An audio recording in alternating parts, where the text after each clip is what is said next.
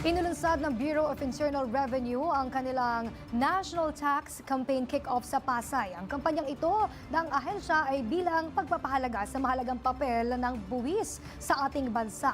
Si Julian Bunag para sa detalye. Hindi lang para sa infrastruktura, kundi para rin sa edukasyon, kalusugan, kapakanan at kaligtasan ng mga Pilipino na pupunta ang buwis na ibinabayad ng taong bayan. Sa ilalim ng temang mahusay na serbisyo, katumbas ng buwis mo, inilunsad ng Bureau of Internal Revenue ang 2026 National Tax Campaign Kick-Off nitong Sabado sa Pasay City. Alinsunod sa Proclamation No. 486, Series of 2024, idineklara ang buwan ng Pebrero bilang Tax Awareness Month. Sa pangunguna ng BIR, isinasagawa ang isang buwan na Information at Education Drive upang palalimin ang kaalaman ng publiko tungkol sa tamang pagbubuwis. Sa pagtitipon, binigyang diin ni BIR Commissioner Attorney Charlito Mendoza ang pagiging simple ng mga proseso nito mula sa pagbubukas hanggang sa pagsasara ng negosyo.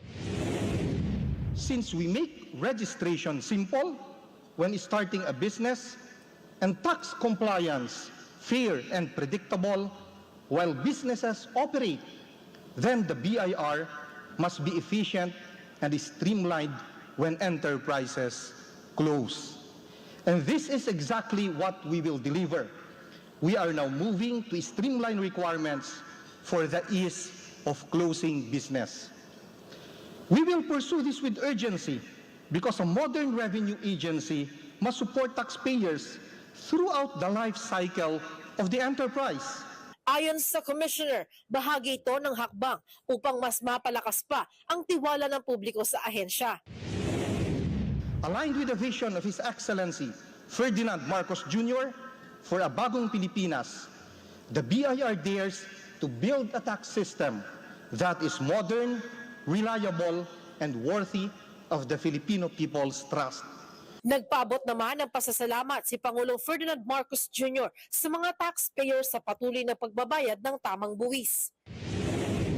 Kayo ang kaagapay ng pamahalaan sa pagpapalago ng ating ekonomiya at sa pagsusulong ng pag-uunlad ng ating bayan. Sa pagtutulungan ng pamahalaan at mamamayan, mas marami pa tayong magagawa. Layo ng kampanya na hikayatin ng bawat Pilipino na maging responsableng mamamayan dahil sa tamang pagbabayad ng buwis, nakalilikom ng pundasyon ng isang matatag at maunlad na kinabukasan. Para sa totoong balita sa Bagong Pilipinas, Julian Bunag, 13 sa tanghali ng Congress TV.